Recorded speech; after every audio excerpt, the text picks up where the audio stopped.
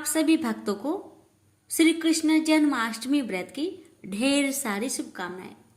आज आप सभी श्रवण करेंगे जन्माष्टमी की व्रत कथा। भाद्रपद कृष्णा पक्ष की अष्टमी को रात के 12 बजे मथुरा के राजा कंस की जेल में वासुदेव जी की पत्नी देवी देवकी के गर्भ से 16 कलाओं से युक्त भगवान श्री कृष्ण का जन्म हुआ था।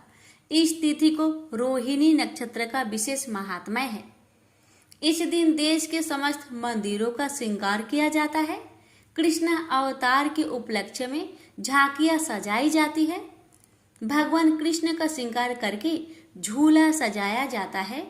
स्त्री पुरुष रात के 12 बजे तक व्रत रखते हैं। रात को 12 बजे शंख तथा घंटों की आवाज से श्री कृष्ण के जन्म की खबर चारों दिशाओं में गूंज उठती है। भगवान कृष्ण की आरती उतारी जाती है और प्रसाद वितरण किया जाता है। प्रसाद ग्रहण कर व्रत को खोला जाता है। कथा। द्वापर युग में पृथ्वी पर राक्षसों के अत्याचार बढ़ने लगे। पृथ्वी गाय का रूप धरकर अपनी व्यथा सुनाने के लिए तथा अपने उद्धार के लिए ब्रह्मा जी के पास गई। ब्रह्मा जी सब देवताओं को साथ लेकर पृथ्वी को विष्णु के पास क्षीर सागर ले गए। उस समय भगवान विष्णु अनंत शैया पर शयन कर रहे थे। स्तुति करने पर भगवान की निद्रा भंग हो गई। भगवान ने ब्रह्मा एवं सब देवताओं को देखकर उनके आने का कारण पूछा तो पृथ्वी बोली, हे भगवान, मैं पाप की बोझ में दबी जा रही हूँ, मेरा उद्धार कीजिए। यह सुनकर विष्णु बोले, मैं ब्रज मंडल में वासुदेव की पत्नी देवकी के गर्भ से जन्म लूंगा। तुम सब देवतागण ब्रज भूमि में जाकर यादव वंश में अपनी शरीर धारण करो। इतना कहकर भगवान अंतर्ध्यान हो गए। इसके पश्चात देवता ब्रज मंडल में आकर यदुकुल में नंद यशोदा तथा गोप गोपियों के रूप में पैदा हुए। द्वापर युग के अंत में मथुरा में उग्रसेन राजा राज्य करते थे। उग्रसेन के पुत्र का नाम था कंस। कंस ने उग्रसेन को बलपूर्वक सिंहासन से उतारकर जेल में डाल दिया और स्वयं राजा बन गया। कंस की बहन देवकी का विवाह यादव कुल में वासुदेव के साथ निश्चित हो गया। जब कंस देवकी को विदा करने के लिए रथ के साथ जा रहा था तो आकाशवाणी हुई, हे कंस, जिस देवकी को तू बड़े प्रेम से विदा कर रहा है उसका 8वां पुत्र तेरा संहार करेगा। आकाशवाणी की बात सुनकर कंस क्रोध से भरकर देवकी को मारने को तैयार हो गया। उसने सोचा, ना देवकी होगी ना उसका कोई पुत्र होगा। फिर वासुदेव जी ने कंस को समझाया कि तुम्हें देवकी से तो कोई भय नहीं है, देवकी की 8वां संतान से तुम्हें भय है, इसलिए मैं इसकी 8वां संतान को तुम्हें सौंप दूंगा। तुम्हारी समझ में जो आए उसके साथ वैसा व्यवहार करना। कंस ने वासुदेव जी की बात स्वीकार कर ली और वासुदेव और देवकी को कारागार में बंद कर दिया। तत्काल नारद जी वहां आ पहुंचे और कंस से बोले, यह कैसे पता चलेगा कि 8वां गर्भ कौन सा होगा? गिनती प्रारंभ से या अंतिम से गर्भ से कहां से शुरू होगी? कंस ने नारद जी के परामर्श पर देवकी के गर्भ से उत्पन्न होने वाले समस्त बालकों को मारने का निश्चय कर लिया। इस प्रकार एक एक करके कंस ने देवकी के 7 बालकों को निर्दयता पूर्वक मार डाला। भाद्रपद के कृष्णा पक्ष की अष्टमी को रोहिणी नक्षत्र में श्री कृष्ण का जन्म हुआ। उनके जन्म लेते ही जेल की कोठरी में प्रकाश फैल गया। वासुदेव देवकी के सामने शंख चक्र गदा एवं पद्मधारी चतुर्भुज भगवान ने अपना रूप प्रकट कर कहा, अब मैं बालक का रूप धारण करता हूँ। तुम मुझे तत्काल गोकुल में नंद के यहाँ पहुँचा दो और उनकी अभी अभी जन्मी कन्या को लाकर कंस को सौंप दो। तत्काल वासुदेव जी की हथकड़ियाँ खुल गई, दरवाजे अपने आप खुल गए, पहरेदार सो गए। वासुदेव कृष्ण को सूप में रखकर गोकुल को चल दिए। रास्ते में यमुना श्री कृष्ण के चरणों को स्पर्श करने के लिए बढ़ने लगी। भगवान ने अपने पैर लटका दिए। चरण छूने के बाद यमुना घट गई। वासुदेव यमुना पार कर गोकुल में नंद के यहाँ गए। बालक कृष्ण को यशोदा जी के बगल में सुलाकर कन्या को लेकर वापस कंस के कारागार में आ गए। जेल के दरवाजे पूर्वत बंद हो गए। वासुदेव जी के हाथों में हथकड़ियाँ पड़ गई। पहरेदार जाग गए। कन्या के रोने पर कंस को खबर दी गई। कंस ने कारागार में आकर कन्या को लेकर पत्थर पर पटककर मारना चाहा, परंतु वह कंस के हाथ से छूटकर आकाश में उड़ गई और देवी का रूप धारण कर बोली, हे कंस, मुझे मारने से क्या लाभ है? तेरा शत्रु तो गोकुल में पहुंच चुका है। यह दृश्य देखकर कंस हतप्रभ और व्याकुल हो गया। कंस ने श्री कृष्ण को मारने के लिए अनेक दैत्य भेजे। श्री कृष्ण ने अपनी अलौकिक माया से सारे दैत्यों को मार डाला। बड़े होने पर कंस को मारकर उग्रसेन को राजगद्दी पर बैठाया। श्री कृष्ण की पुण्य जन्म तिथि को तभी से सारे देश में हर्षोल्लास से मनाया जाता है। प्रेम से बोलिए श्री कृष्ण भगवान की जय। एक बार की बात है कि यशोदा मैया प्रभु श्री कृष्ण के उल्हानों से तंग आ गई और छड़ी लेकर श्री कृष्ण की ओर दौड़ी।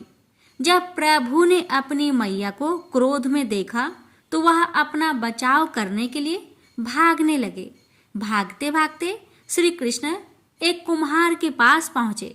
कुम्हार तो अपने मिट्टी के घड़े बनाने में व्यस्त था, लेकिन जैसे ही कुम्हार ने श्री कृष्ण को देखा तो वह बहुत प्रसन्न हुआ। कुम्हार जानता था कि श्री कृष्ण साक्षात परमेश्वर है। तब प्रभु ने कुम्हार से कहा कि कुम्हार जी, आज मेरी मैया मुझ पर क्रोधित है। मैया छड़ी लेकर मेरे पीछे आ रही है, इसलिए भैया मुझे कहीं छुपा लो। तब कुम्हार ने श्री कृष्ण को एक बड़े से मटके के नीचे छिपा दिया। कुछ ही क्षणों में मैया यशोदा भी वहां आ गई और कुम्हार से पूछने लगी, क्यों रे कुम्हार, तूने मेरे कन्हैया को कहीं देखा है क्या? कुम्हार ने कह दिया, नहीं मैया, मैंने कन्हैया को कहीं नहीं देखा।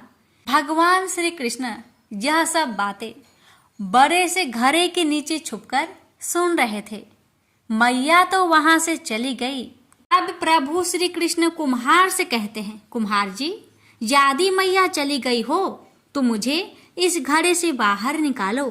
कुम्हार बोला, ऐसे नहीं प्रभु जी, पहले मुझे 84 लाख योनियों के बंधन से मुक्त करने का वचन दीजिए।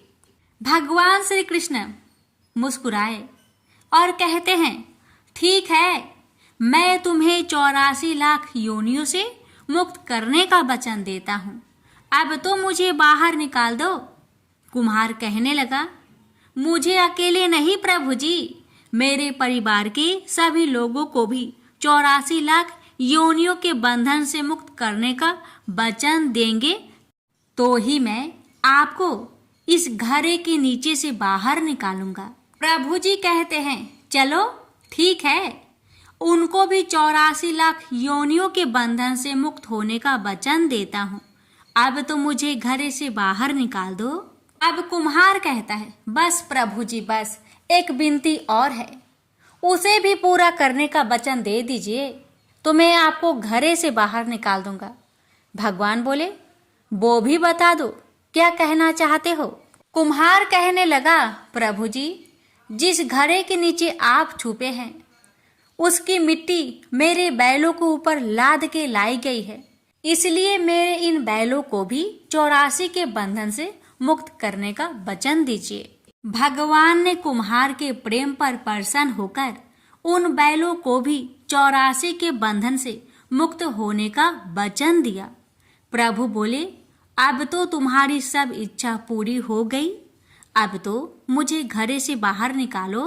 तब कुम्हार कहता है, अभी नहीं भगवान, बस एक अंतिम इच्छा और है, उसे भी पूरा कर दीजिए। और वह यह है, जो भी प्राणी हम दोनों के बीच के इस संवाद को सुनेगा, उसे भी आप 84 लाख योनियों के बंधन से मुक्त करेंगे। बस यह वचन दे दीजिए तो मैं आपको इस घरे से बाहर निकालूंगा। कुम्हार की प्रेम भरी बातों को सुनकर प्रभु श्री कृष्ण बहुत खुश हुए और कुम्हार की इस इच्छा को भी पूरा करने का वचन दिया। फिर कुम्हार ने बाल श्री कृष्ण को घरे से बाहर निकाल दिया। फिर उनके चरणों में साष्टांग प्रणाम किया। प्रभु जी के चरण धोए और चरणामृत लिया। अपनी पूरी झोपड़ी में चरणामृत का छिड़काव किया और प्रभु जी के गले लगकर इतना रोए कि प्रभु में ही विलीन हो गए।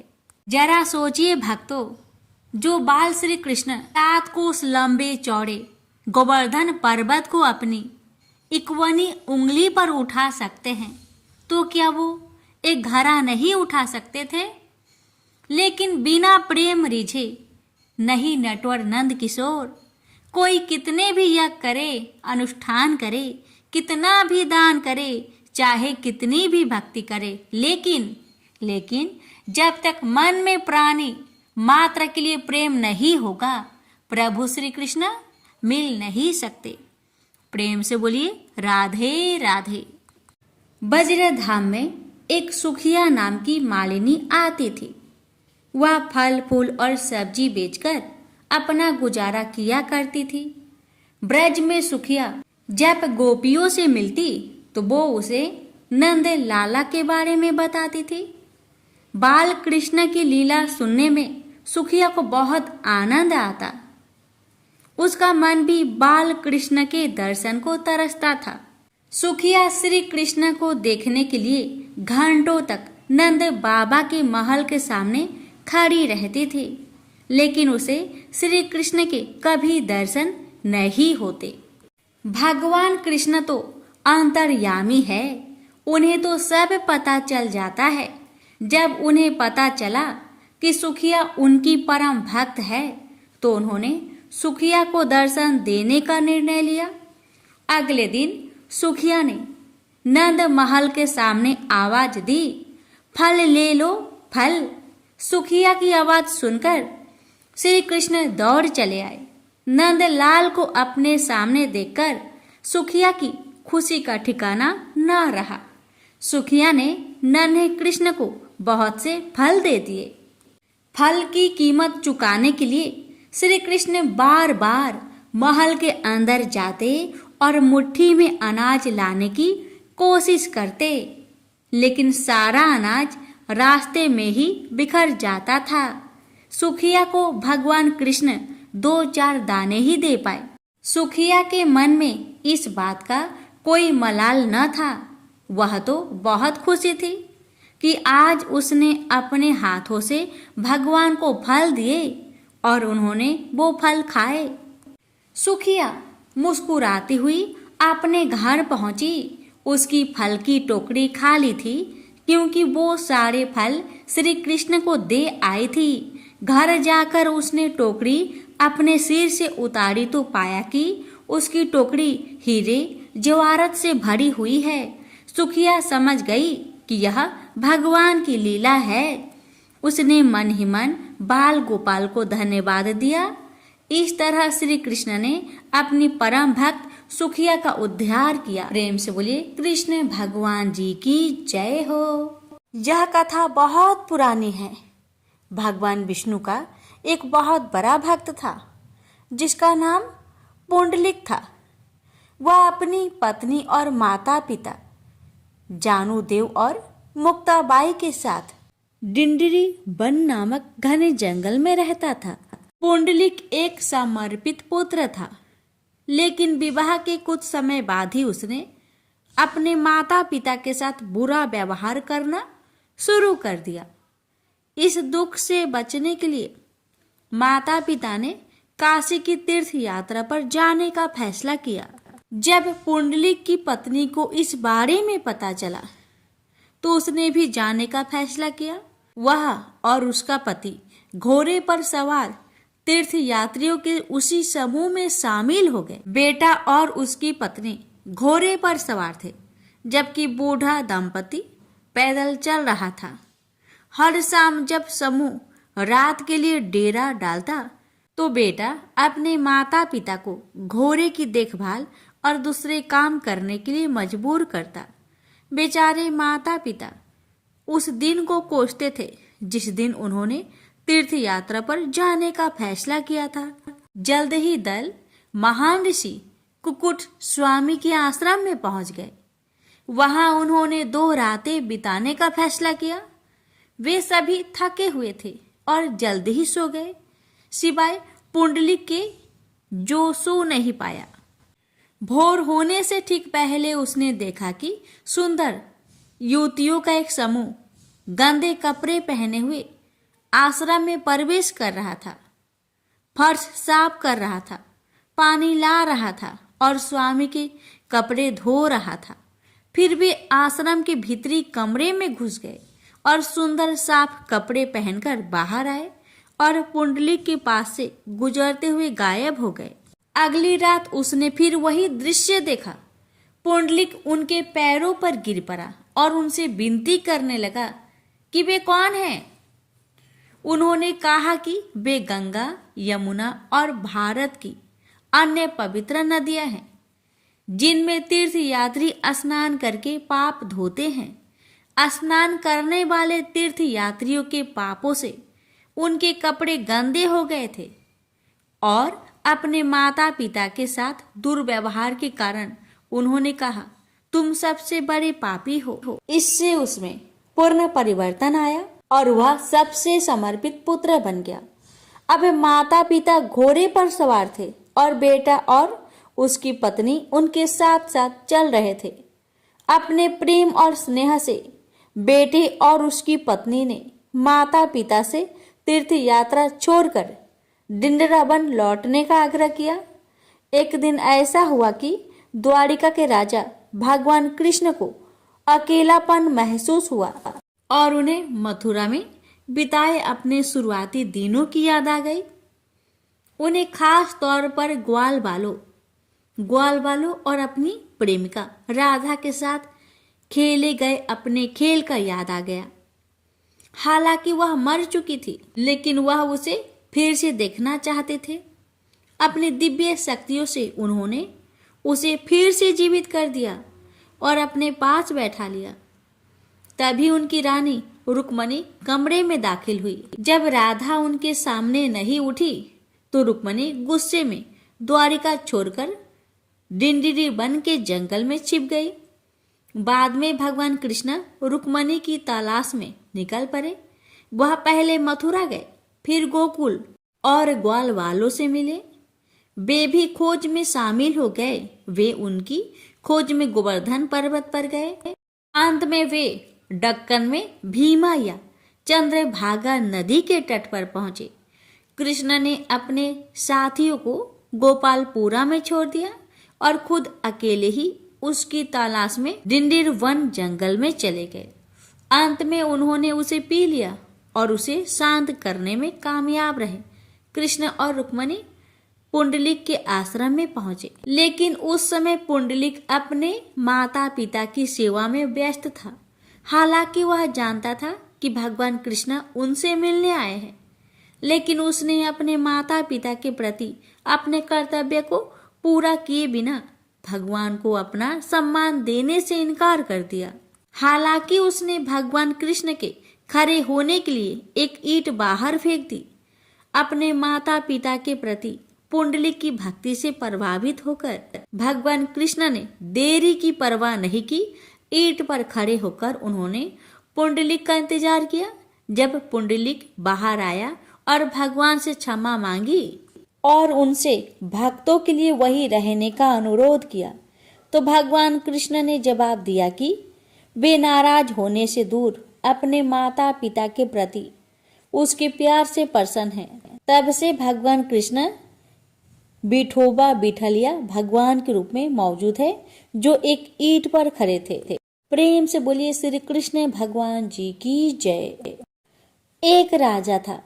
वह जब पूजा के लिए मंदिर जाता तो 2 भिखारी उसके दाएं और बाएं में बैठा करते।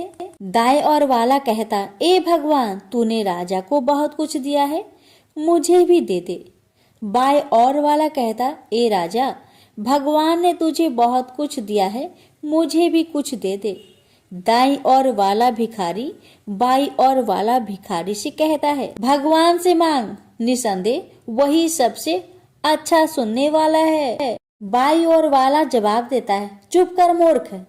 एक बार राजा ने अपने मंत्री को बुलवाया और कहा कि मंदिर में दाएं तरफ जो भिखारी बैठा है वह हमेशा भगवान से मांगता है, तो निसंदेह भगवान उसकी जरूर सुनेगा, लेकिन जो बाईं तरफ बैठता है वह हमेशा मुझसे विनती करता रहता है।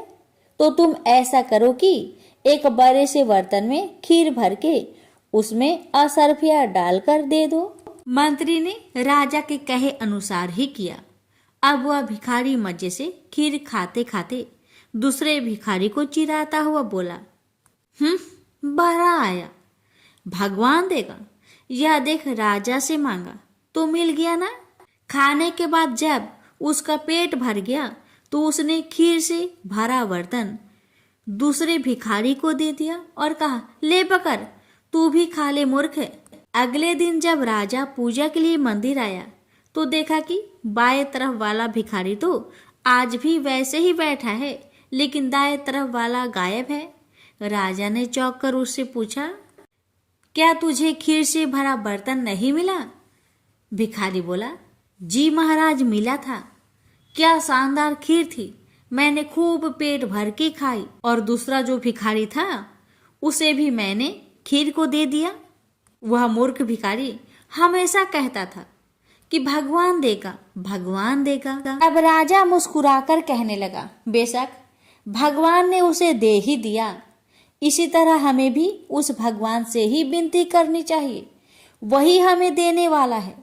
दुनिया के जीव तो एक जरिया है, बाकी उसकी मर्जी से ही मिलता है, इसलिए उस कुल मालिक को हमेशा याद रखे। हर रोज भजन बंदगी सिमरन करो, तब जाकर हमारा परमार्थ और स्वार्थ दोनों बन जाएंगे। प्रेम से बोलिए हरे कृष्णा। एक समय की बात है कि एक बार घोषणा हुई कि भगवान सेव बांटने आ रहे हैं। सभी लोग भगवान के प्रसाद के लिए तैयार होकर लाइन लगाकर खड़े हो गए। एक छोटी बच्ची बहुत उत्सुक थी, क्योंकि वह पहली बार भगवान को देखने जा रही थी। एक बड़े और सुंदर सेव के साथ साथ भगवान के दर्शन की कल्पना से ही खुश थी। अंत में प्रतीक्षा समाप्त हुई। बहुत लंबी कतार में जब उसका नंबर आया तो भगवान ने उसे एक बड़ा और लाल सेव दिया, लेकिन जैसे ही उसने सेव पकड़कर लाइन से बाहर निकली, उसका सेव हाथ से छूटकर कीचड़ में गिर गया। बच्ची उदास हो गई। अब उसे दोबारा से लाइन में लगना पड़ेगा।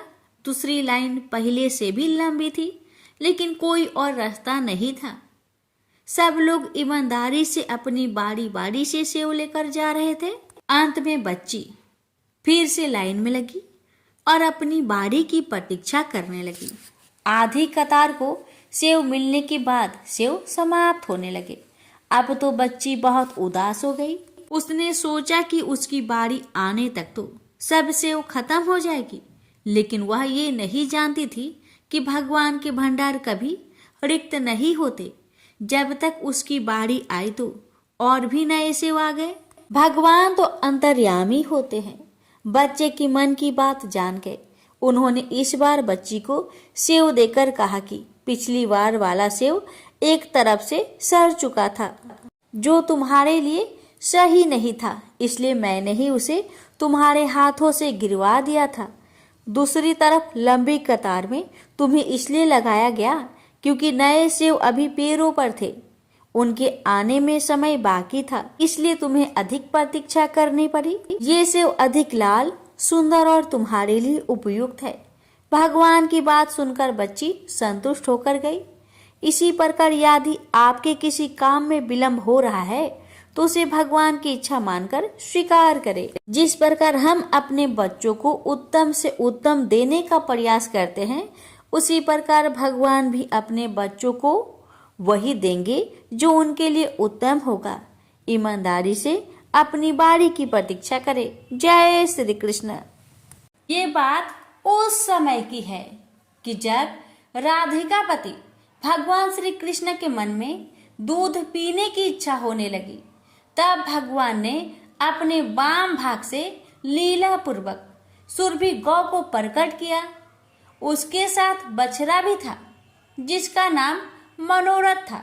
उस स्वतसा गौ को सामने देख श्री कृष्ण के पार्षद सुदामा ने एक रत्नमयी पात्र में उसका दूध दोहा और उस सुरभि से दोहे गए स्वादिष्ट दूध को स्वयं भगवान श्री कृष्ण ने पिया। ऋतु तथा बुढ़ापा हरने वाला वह दूध अमृत से भी बढ़कर था। सहसा दूध का वह पात्र हाथ से छूटकर गिर पड़ा और पृथ्वी पर सारा दूध फैल गया। उस दूध से वहां एक सरोवर बन गया जो गोलोक में क्षीर सरोवर के नाम से प्रसिद्ध हुआ।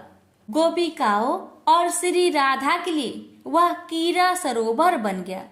उस कीरा सरोवर के घाट दिव्य रत्नों द्वारा निर्मित थे। भगवान की इच्छा से उसी समय असंख्य कामधेनु गौ प्रकट हो गई। जितनी वे गौ थी उतने ही बछड़े भी उस सुरभि गौ के रोमकूप से निकल आए। इस प्रकार उन सुरभि गौ से ही गौओं की सृष्टि मानी गई है। भगवान श्री कृष्ण संदीपनी मुनि के आश्रम में विध्ययन के लिए गए। वहां उन्होंने गौ सेवा की। भगवान श्री कृष्ण को केवल गायों से ही नहीं अपितु गौरस, दूध, दही, मक्खन आदि से अद्भुत प्रेम था। श्री कृष्ण द्वारा 11 वर्ष की अवस्था में पुष्टिक, चाणूर, कुलायापीड, हाथी और कंस का वध गौरस के अद्भुत चमत्कार के परिणाम है। और इसी गौ दूध का पान कर भगवान श्री कृष्ण ने दिव्य गीता रूपी अमृत संसार को दिया। गौ रक्षक भगवान श्री कृष्ण ने गौ माता की रक्षा के लिए किया या नहीं किया? उन्हें दावानल से बचाया।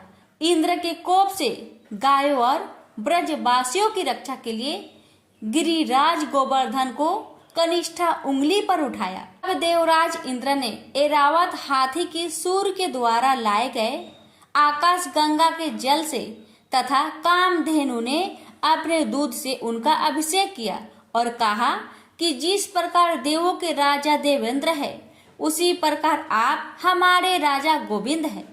भगवान श्री कृष्ण का बाल्य जीवन गौ सेवा में बीता, इसलिए उनका नाम गोपाल पड़ा।